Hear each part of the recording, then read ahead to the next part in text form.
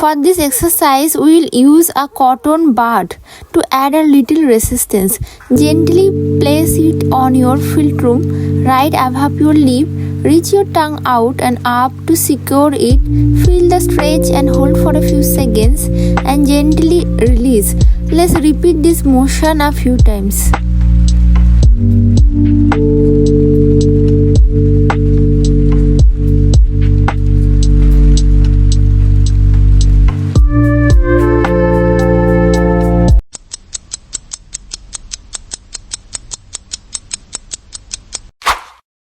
Now stick your tongue straight down towards your chin and balance the cotton bud horizontally across it. Hold the stretch steady for a few seconds and release and repeat again.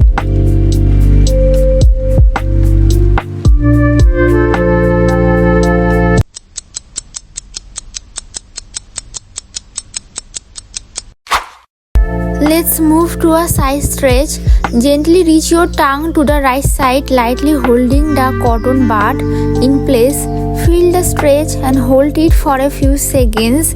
Relax and carefully repeat the movement on the opposite side.